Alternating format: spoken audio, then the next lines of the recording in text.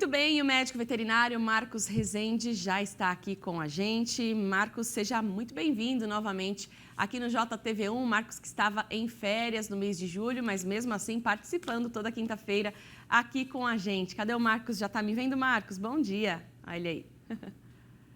Olha, não tem férias, a gente também tem que estar sempre de prontidão, né? Sempre de plantão. É Bom dia a verdade, todos. bom dia. Agora, nessas últimas semanas, você conseguiu acompanhar um pouquinho das Olimpíadas, Marcos?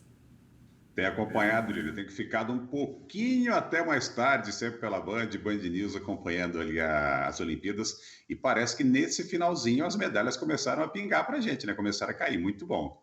É verdade, a gente tem boas notícias aí, né? Mas olha, a gente quer chamar atenção hoje aqui para uma modalidade que é o hipismo, né? Cavalos esbeltos, talentosos, que mostram aí habilidade nas provas. Além também, claro, da relação do homem e do animal.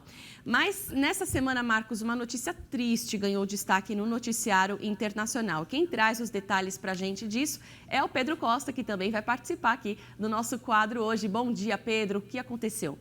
Olá, Lilian, bom dia a você. Bom dia, Marcos. É sempre um prazer falar com você. Pois é, um cavalo que competia no concurso completo de equitação foi abatido após sofrer uma lesão durante a apresentação. Vamos ver. O cavalo Jet 7, montado pelo suíço Robin Goodell, sofreu uma lesão irreparável na pata direita. O animal recebeu atendimento veterinário na hora e foi levado de ambulância para uma clínica no local. De acordo com a Federação Internacional de Hipismo, o cavalo teve de ser sacrificado depois de ficar extremamente manco. Uma ultrassonografia revelou uma ruptura irreparável no membro inferior direito, logo acima do casco. A federação também alega que todos os protocolos necessários foram seguidos para que seja realizada uma autópsia do cavalo. Que notícia triste, né, Marcos? A gente viu então aí na reportagem que o animal teve que ser abatido. Em quais casos é preciso fazer a eutanásia, como nós vimos então? Lilian, a eutanásia é um procedimento, eu sou bastante reticente e resistente à eutanásia, mas existem casos de lesões irreversíveis que podem, ou doenças irreversíveis, irreparáveis, que podem comprometer o bem-estar, a saúde, e pode provocar dor durante a vida do animal. Elas acabam levando o médico veterinário, obrigando o médico veterinário a fazer a eutanásia. Infelizmente, no caso do Jet 7, né, que é esse animal suíço aí, que participava do concurso completo, o diagnóstico dos colegas acabou recomendando a eutanásia. A gente tem que lembrar, Lília, que esses animais são atletas de alto rendimento, que os veterinários que examinaram esses animais são os que têm de melhor em equinos no mundo e que todos os recursos estavam disponíveis. Então, se a eutanásia foi recomendada, pode ter certeza, eu confio bastante, né? Tenho certeza que foi a melhor decisão tomada, embora muito triste, Lilian. Verdade. Pedro? Com certeza. Marcos, essas modalidades exigem muito do animal, né? Quais os cuidados necessários antes e depois da prova?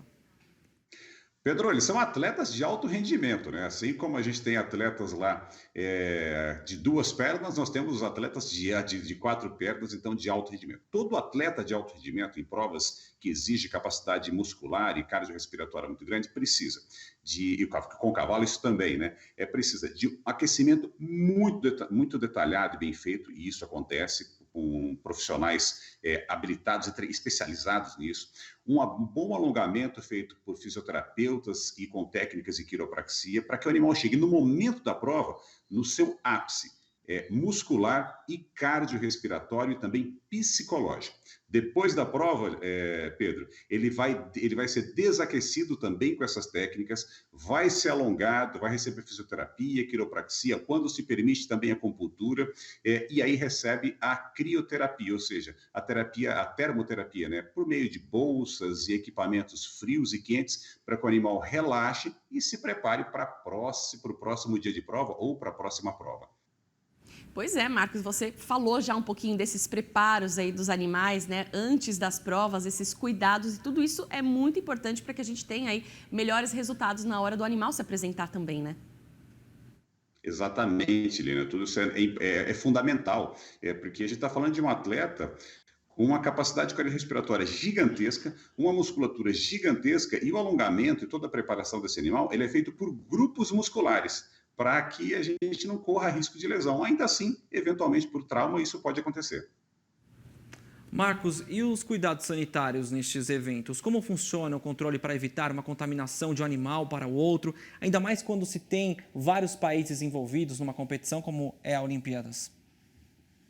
Pedro, esses animais eles participam de campanhas em diversos países do mundo, principalmente a Europa, né? Então a FEI, Federação Equestre Internacional, ela tem regras para que os animais entrem em cada uma dessa competição. Então esses animais eles são testados constantemente contra doenças parasitárias, virais e bacterianas. Então esses animais, para embarcar, eles são testados. Ao desembarcar, para se credenciar para a Olimpíada, ele vem testado.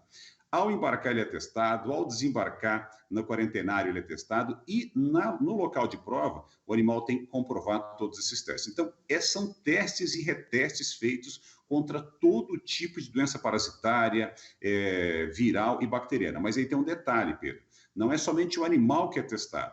O local, para garantir que não leve doenças, né? O local que recebe a prova, que recebe esses animais, ele também tem que dar a garantia de que esses animais não têm risco de ser contaminado contra qualquer tipo de doença equina e possa levar isso de volta para os países onde eles fazem campanha. Então, são exigências de quem chega, mas também exigências para quem recebe esses animais.